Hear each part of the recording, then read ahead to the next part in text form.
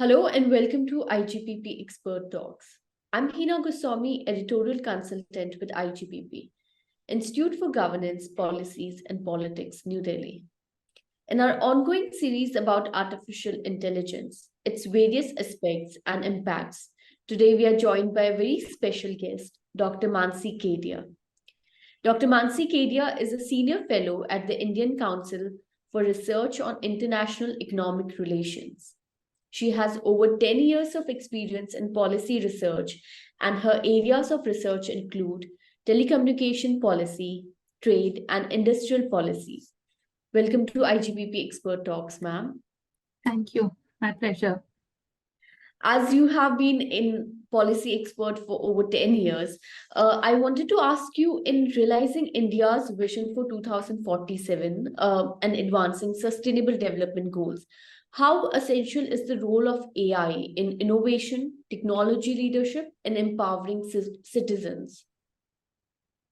Thank you so much. First, let me thank IGPP for having me here for this talk. For your question, a few years ago, I think it was in 2020 at ICRIER, we had done this study trying to understand the economic implications of artificial intelligence. It was one of the first studies. I think Accenture and others had did some work globally and also done estimation for India, but we tried to do an India-focused study.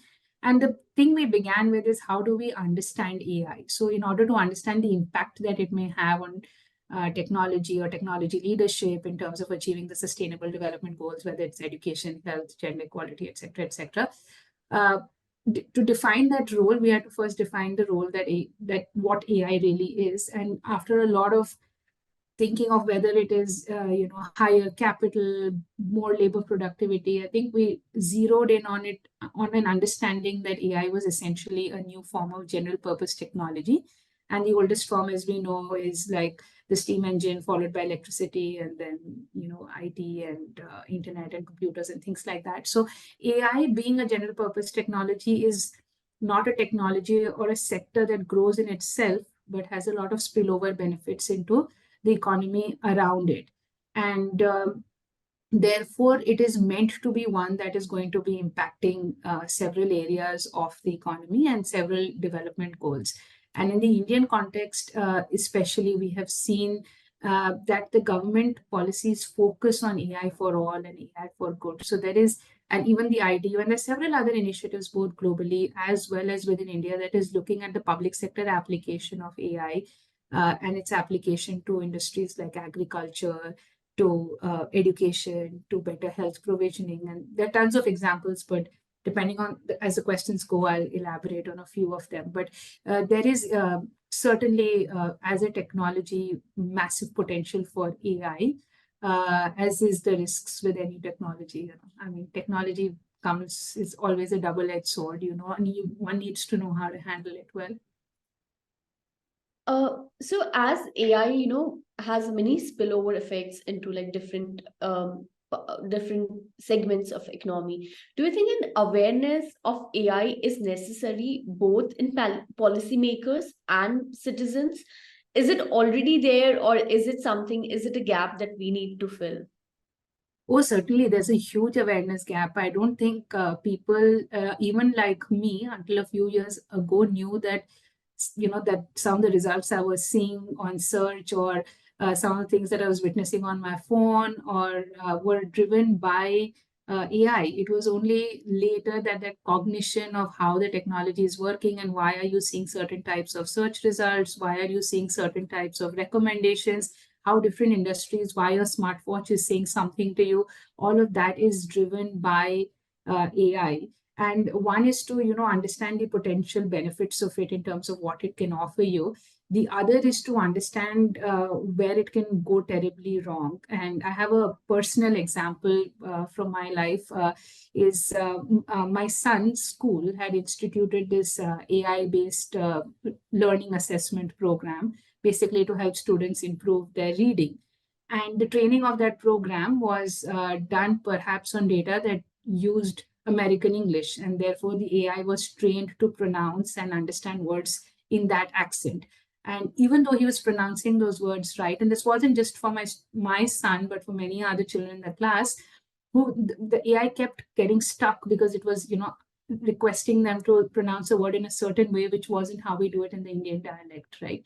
So, and the assessments were based on that, and the teachers came back, oh, he didn't do well, the Amira score shows X or Y or whatever, the different names for that program, and so he needs to work harder. And there, right there, a AI assisted learning program became biased assessment program because it wasn't trained right, and there's risk. And then there are many more serious risks associated with which you're reading a lot about in the papers today, which is related to deep fakes and misinformation and inability to protect intellectual property and so many other things. But there are huge amounts of risks associated with it, and therefore I feel that awareness among policymakers is important, not only in terms of how we can use this technology, but the responsible AI word that is being used must be taken very seriously. That the ethical aspects of AI are deeply concerning and not easy problems to solve. They're very complex. In recent time, there has been like a buzz around AI. More people are talking about it. And it seems that we have quickly moved on from digitalization to integrating AI, right? Yeah. Do you think AI should be integrated into digital public infrastructure, something that India has been pioneering? And do you think it will contribute to to expanding the scope of digital economy as we know it today? Certainly, I think there is a lot of scope. So, what digital public infrastructure has done is to help India leapfrog into a realm of implementation which wasn't earlier possible, right? That we did population scale implementation much more quickly than any other country has done, and to a very heterogeneous and challenging citizenry of 1.4 billion people.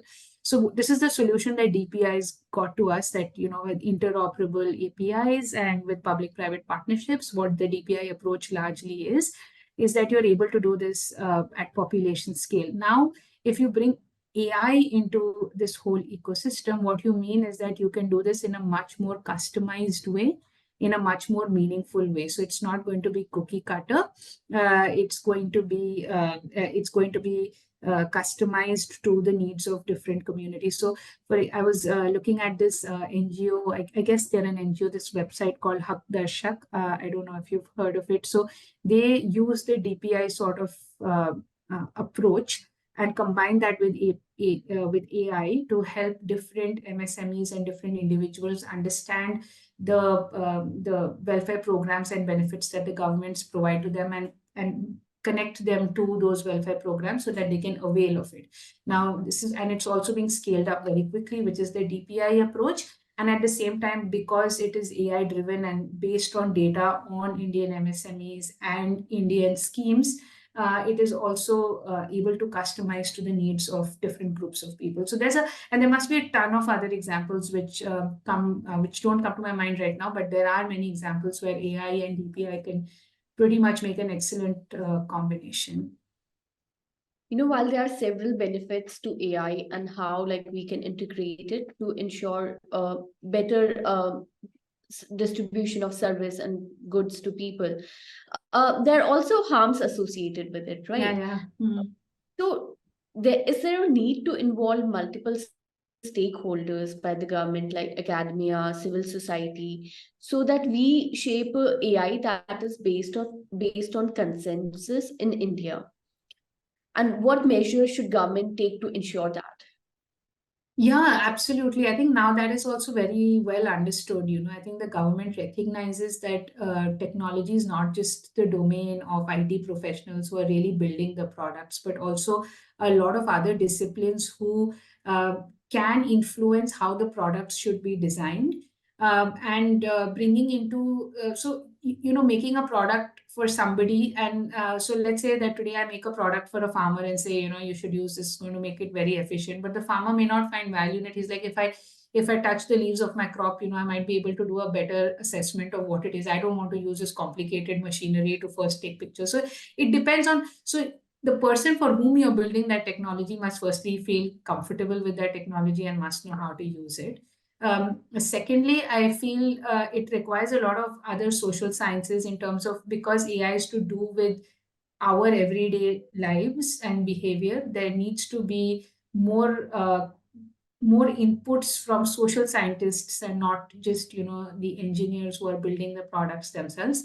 And finally, and so what I'm collectively saying, that when you say multi-stakeholder, it's not just like government, academia. So you don't want to get a professor of teaching computer engineering, and you don't want to get a business person who's delivering those computer services, but also people from diverse fields. So the multi-stakeholder also means multidisciplinary. That's one. And I think the second thing that the government should do in terms of making this possible is probably try and do frequent assessments, right? Like they have this regulatory sandboxing concept where they run pilots in a very controlled environment to see what a product or a service, the sort of risks that are associated with it. So having these intermittent impact assessments, third-party assessments, is this technology working? Is this technology not working? So now, because UPI has been successful, will a UPI type application in health work, or will a UPI type application in agriculture work? We don't know, or we shouldn't take it for granted. We should test it out. So these third-party assessments on technology solutions that are being provided must also be done, along with bringing many more categories of stakeholders across different disciplines into the mix of stakeholders. As you mentioned yourself, like as AI becomes a more regular part of our lives, we are also seeing some of the harms associated with AI at both the level of development, where there's bias in data, and also there's harms associated with how the technology is being used by the end user, right? Yeah. So recently there was a lot of controversy and about deep fakes that were being circulated. There has been a lot of misinformation that has been circulated through the use of AI. How do you perceive these challenges, particularly to women and children, and how do we ensure public safety in face of these challenges? It's a difficult problem. The thing is that the easiest way to do it is to just shut off some of these sites, and but that is how they quintessentially say throwing the baby with the bathwater, and you don't want to do it because the technology also has a lot of upsides in terms of what deep learning and the neural network technologies can deliver. Is a lot of good things besides this deep fake problem that they create. So I think there are only a handful of regulations, I think, which are so far. India doesn't have any specific regulation based on deepfake, to the best of my knowledge, but I may not be updated. There are, however, provisions within the IT Act as well as the Criminals Evidence Act or Criminal Procedures Act. So I think there are certain acts within which you can at least penalize perpetrators, or both the intermediaries as well as the creators of deepfake. But there is no dedicated legislation that looks at it or attacks it. And the other thing is that it also happens ex post. I mean, after the harm has been done. There needs to be more legislation that is preventive, which is looking at how you can prevent these deep fakes from being created or being caught before they really do the harm. And I think in at least in some countries, they have come out with serious legislations on labeling of AI-based content, so that the intermediaries are either pointing out that this is fake content, and at the same time also just putting a label on, oh, this is AI generated content. So someone is looking at that content, and they know, okay, this is not created by a person, but this is created by AI, and they might be looking at it more carefully than they otherwise would. Just like with misinformation, there are also startups and other agencies that are looking at deep fakes, identifying them, circulating them so that people are alerted. But I think solving this problem, one is that technology will help solve problems that technology creates. That will certainly happen. But at the same time, I think awareness among people has to also increase. So now, I mean, I wouldn't say a large part of the population, but many people also understand this word misinformation. So if they receive a WhatsApp message, here I'm not talking about deepfake, but misinformation, which is just manipulation of information and not of images, audio, or video. But even in case of information, many people, if it's a very polarized message, something which sounds very extreme or strange, or something that you wouldn't expect, you'd want to look it up, right? So a lot of people do try to verify WhatsApp messages, which wasn't happening at all earlier. But at least even if like 5% of people have started verifying, there's a step in the right direction. So technologies will do its job, policy will do its job, regulations will do its job, but people using the internet also have to become more and more aware about how they are using these technologies so that they don't fall into the trap. And I think work has to be done at all levels of institutions and government to make this happen. To utilize AI in the best manner possible, how can AI help in problems that persist in India?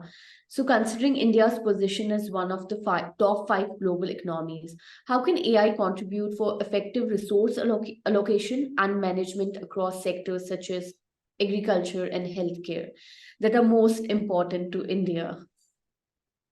I feel like we shouldn't be thinking of AI as a problem solver in that way. AI can make things more efficient. AI can help uh, cover some sort of infrastructure deficits, but it cannot substitute for the availability of basic health infrastructure. Or let's say, if there is a policy around cropping patterns, if there is a policy around better water management, but it cannot produce water, right? Like that's not something. So, or it cannot substitute for a proper hospital or proper doctors. It can do a bit of it, but it cannot like completely solve for it. So I don't think we should also view AI as that problem solver or that panacea. Oh, AI has come, we don't need to think of other things. I feel that that is one thing we should be very cautious about, that AI is only an enabler for some of these things to become more efficient and for certain types of services to become more inclusive. And there are many examples like, all the telemedicine examples, these robotic surgeries that happen in the case of health, a lot of cleaning that is now done for doctors. So if you don't, if you're not studying in the best medical schools, but through AI generated and other complementary technologies, now you have very good training programs where people can virtually, train themselves. You must have seen those metaverse audio videos, where they are doing, people can actually virtually try and cut up people and do surgeries and stuff and try to get a feel of it, doing it in reality when that infrastructure is not available. However, these are at best complementary, and we must remember that while India is where it is, we still have a lot of problems, developmental challenges that we have to work with, right?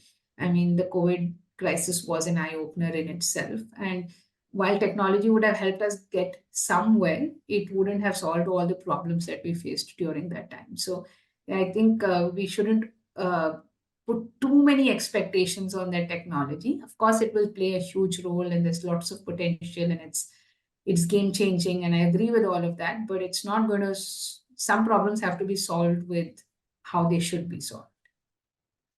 Now to my last question. IT was one sector where, like in the early stages, India was able to like tap on to a global market.